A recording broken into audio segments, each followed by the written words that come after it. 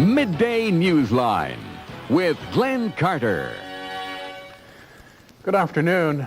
The battle ended last night for 3-year-old Caitlin Atkinson.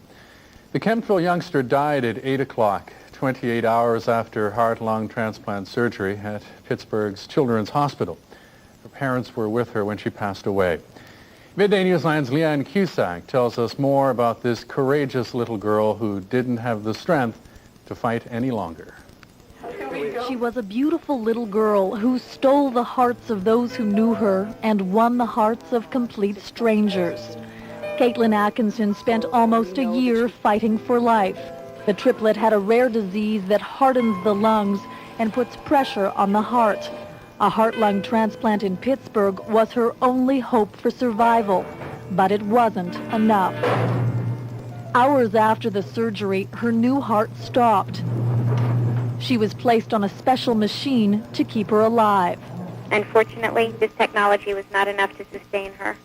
The Atkinsons are most appreciative of the friends, family, and well-wishers who have kept Caitlin in their thoughts and prayers. Caitlin's parents were by her side when she passed away. They released a statement thanking the many people who helped support them through their 9-month ordeal. Caitlin would have had a 4th birthday next week. Through all of the tragedy, the Atkinson family can find some consolation. Caitlin has given life to a critically ill child in upstate New York. Caitlin's heart was transplanted on Monday. Leanne Cusack, CJOH News. Another fishing protest is underway in Nova Scotia. This time it's a processing plant in Lunenburg where about 40 fishermen are blocking the entrance to the plant where a Russian ship unloaded fish this week. In Shelburne, support is pouring in for fishermen who have blockaded a giant Russian trawler. Town officials say phone calls have been coming in from across Canada and parts of the U.S. That protest enters its 6th day, but there is some hope for settlement there.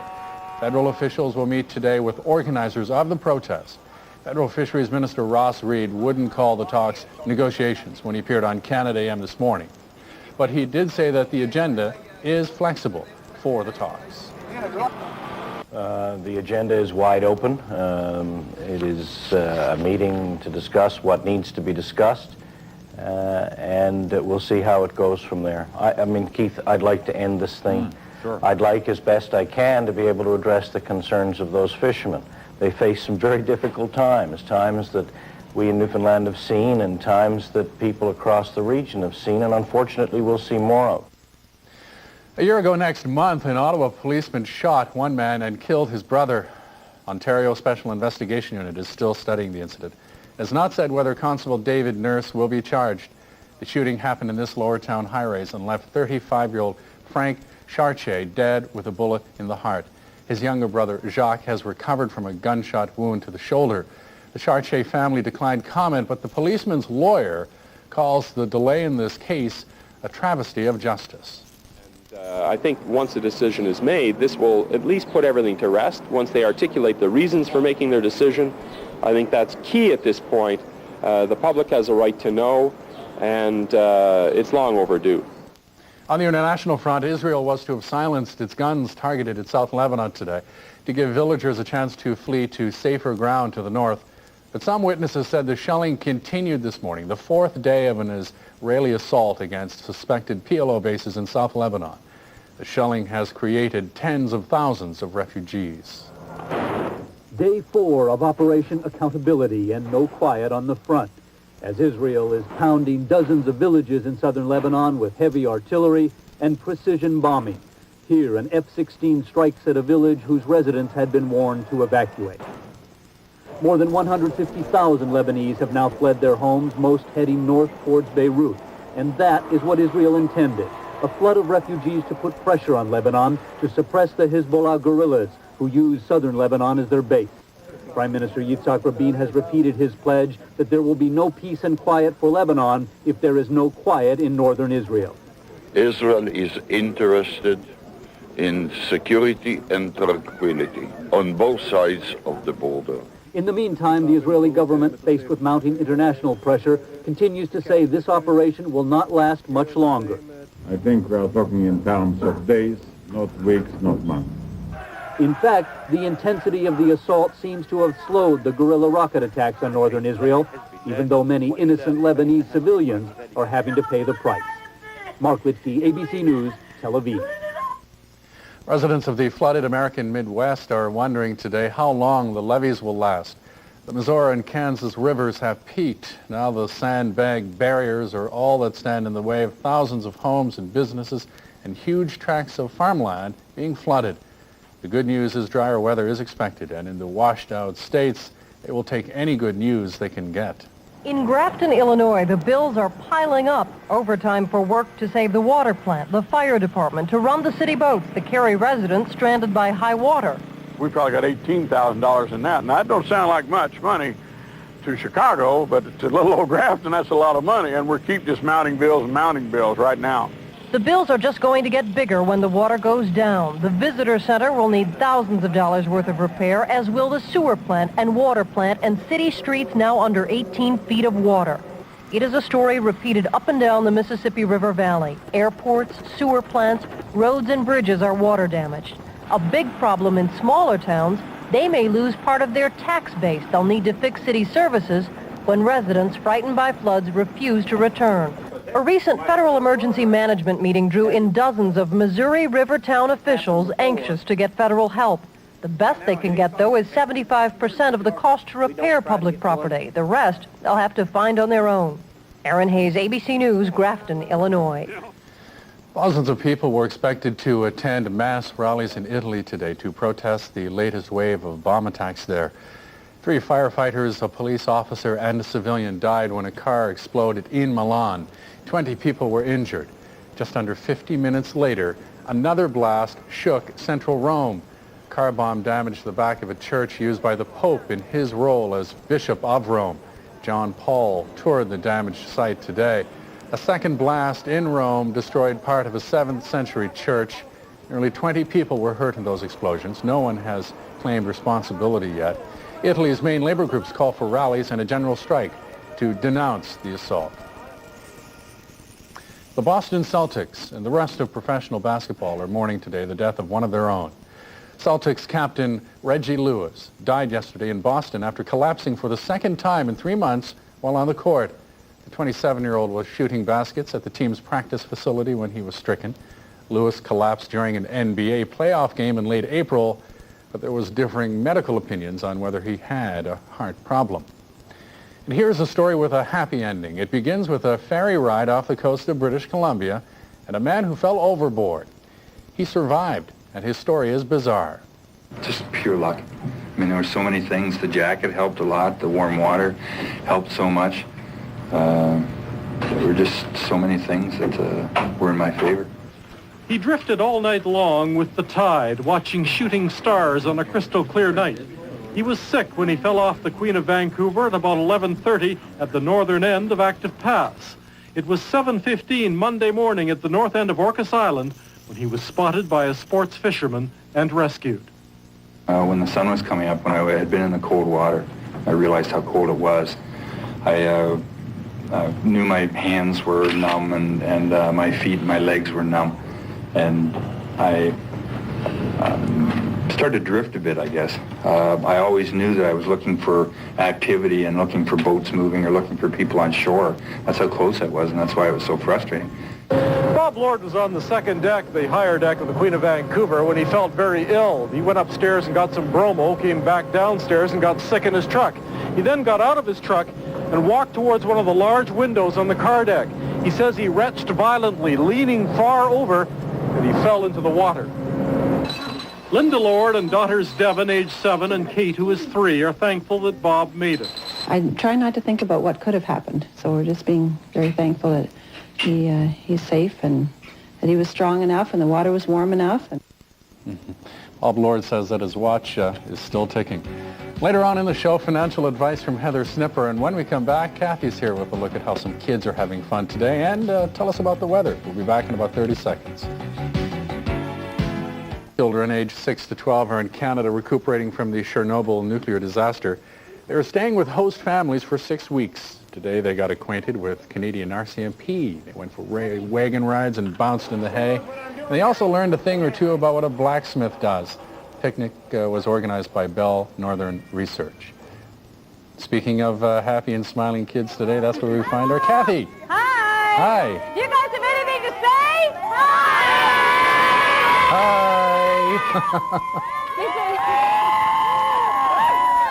All these kids claim to know you. It is the Smile Festival at the Terry Fox Athletic Facility just next to Mooney's Bay Beach, Glen. And all the kids here are from the parks around the city of Ottawa, the day camps. And the slightly older people are the leaders in training who are training to be counselors for next year's day camps.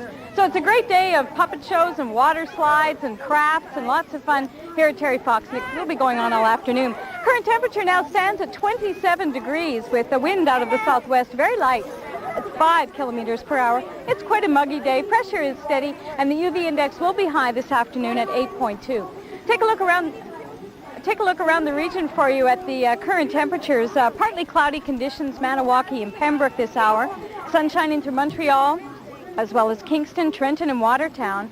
All of that will change as the day progresses, though. We have a disturbance approaching, and that's going to give us a mix of sun and cloud here in Ottawa for the afternoon. Take a look at the satellite shot for you and put it into motion. We have a disturbance back over Thunder Bay and a warm front in through Toronto, and that will introduce the cloud. We expect a chance of, a really good chance, actually, of showers later this evening, likely around 10 or 11 o'clock, and we'll develop thunder showers in the overnight hours as well. 19 for the low, so it'll stay on the muggy side. Move the map ahead to tomorrow. That low pressure system right with us, at least for the next 3 or 4 days anyway.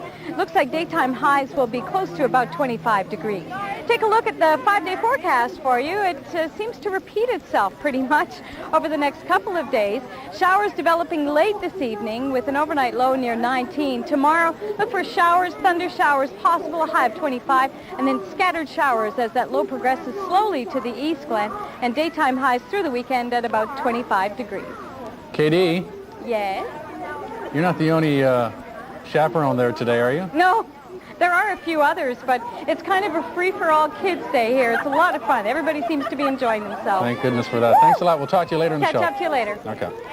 Later on in the broadcast, some advice to help you choose the right babysitter, speaking of kids. And when we come back, City of Ottawa Union say that they have already paid enough for the social contract. Anger over reports the government plans on dipping into the tills of non-profit organizations. The government had earlier confirmed Liberal accusations that it plans to grab millions of dollars in donations from groups like the Red Cross as part of the social contract.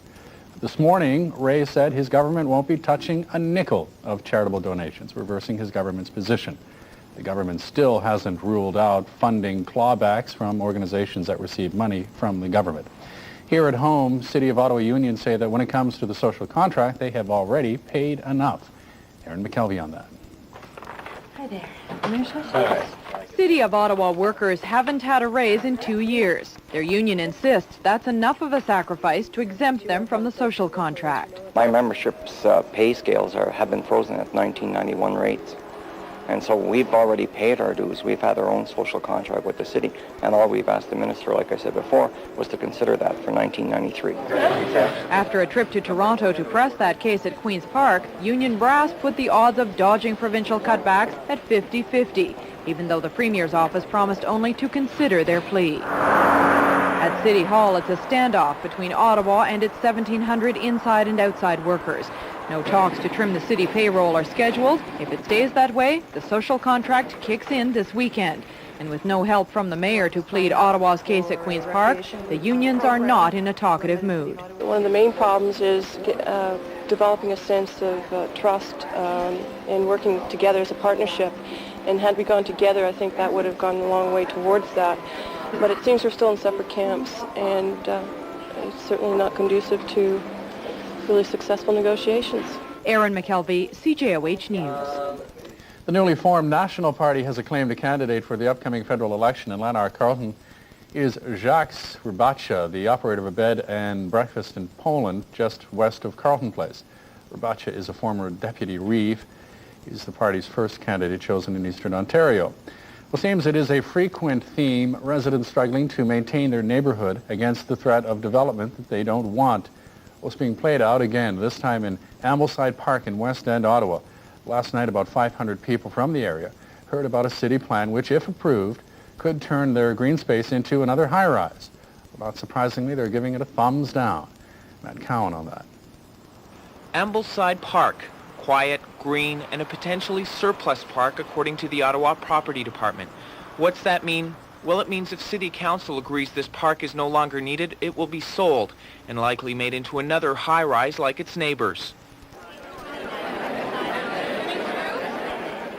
The meeting at Woodruff High School was the residents' first chance to voice their opinion on the proposal, but the meeting was so large their first opinion they voiced was to take it outside. Once things got settled, city officials got a chance to explain the rationale behind abandoning green space for dollars. That's the rationale. They are not technically surplus right now. They are considered not being used at full utilization by our Department of Recreation and Culture. Council asked us to come and find out how the public would react if we declared it surplus. To put it in the simplest of terms, the sentiment is, do not touch our park. The response from community organizations was quick and blunt. You can just see how excited, how angry people are that this property would even be on the list. And even that seems like a betrayal of trust. And in this particular case, this land should be rezoned P for public use and state parkland.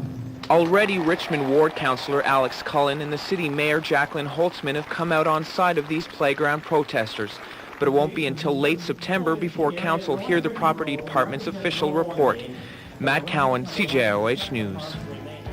Some business notes. Ford and Chrysler in the U.S. had a good quarter. Ford doubled its performance in terms of earnings. Chrysler quadrupled its showing for the second quarter. Chrysler had a net loss of more than $3 billion for the year to date, however, due to one-time charges. And PWA Corporation, which owns Canadian Airlines, lost $130 million in the second quarter.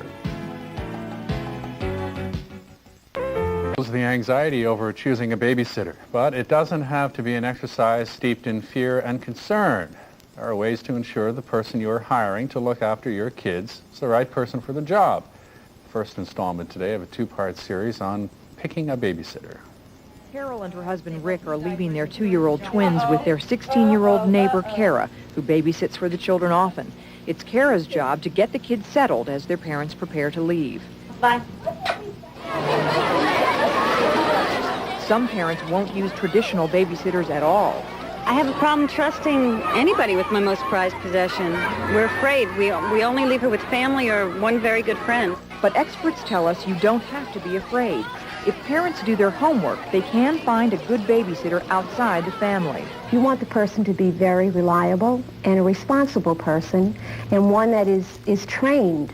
For example, trained in being able to recognize when an emergency might occur. The Red Cross offers first aid courses especially for babysitters. It taught you how to do the Heimlich maneuver and CPR to a baby and to an adult. So where do you find these trustworthy, responsible babysitters? Well, a recommendation from other parents or neighbors is probably the most tried and true method, but there are many more resources. Many churches can recommend trusted babysitters. Try the pediatrician's office. There are often names posted in the waiting rooms.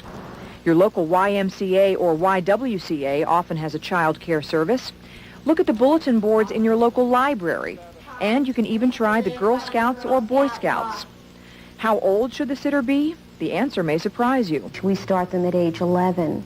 She says some 11-year-olds are responsible. Some 30-year-olds are not. Use your judgment. And don't rule out boys. All these women are saying, women's lib, what about us, We've had many young men go through our program, and they make wonderful babysitters. Saying something is key to a good babysitting relationship. Parents must communicate their expectations to the babysitter before he or she starts working. Babysitters should know a little about the people they are sitting for, and they have definite preferences about who should take them home. Sometimes I felt more comfortable with the mothers. Establishing a good relationship between the parents, babysitters, and the children takes time and work. And the better the relationship, the less likely this kind of scene will be. Kelly Mack for NBC News.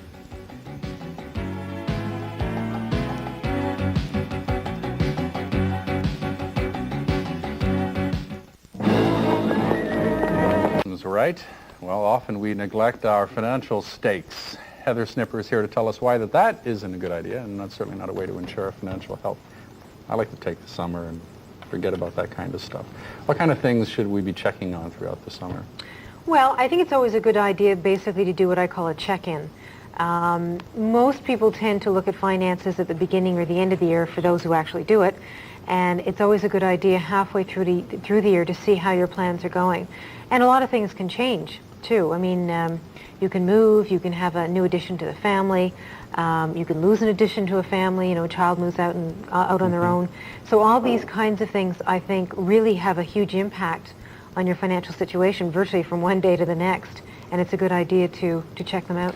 A lot of people do keep information and they track how things are going and so on with their investments, but I guess the important thing is what you do with that information. That's right. It's not just a matter of sitting down and saying, oh, well, I still have this particular investment and this GIC is still over here and this bank account's here. It's more than that. It's financial health and financial fitness, and it's also taking them and saying, is this investment doing well? How long have I had it for? Has it been doing well for that period of time? Could be time for some minor or even some major changes. And, checking things halfway through the year will give you a good idea of oh, of gee, the tracking my process. portfolio just dropped about 15%. That's Good right. thing I know that. That's right. Now what do I do about it? These are all the kinds of things that people should be aware of. Now, having said this, of course, it doesn't mean that every 6 months you have to make changes in your portfolios, even if they aren't doing as well as you would like. Sometimes if we're in a down market, your portfolio is probably doing as poorly as everybody else's, and it doesn't necessarily mean making wild changes is going to improve the situation overnight. But it does tell you if you're on the right track or not. And doing something from year to year also gives you an indication, if you compare to the previous year, if you're going up or down. And obviously, if you're going down, then something needs to be changed.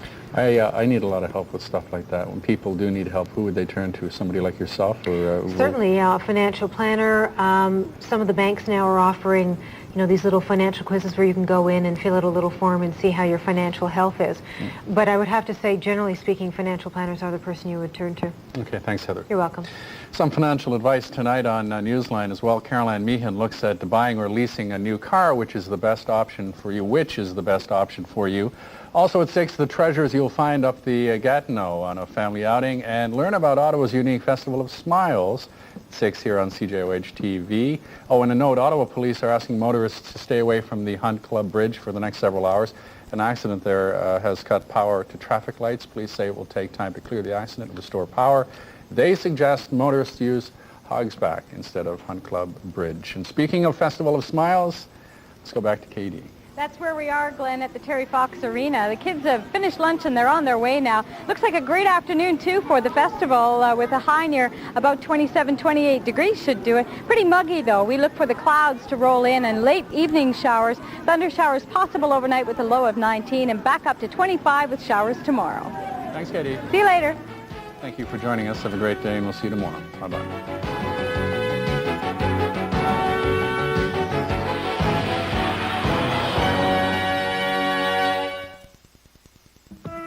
Nurses, Saturdays at 8:30 on CJOH.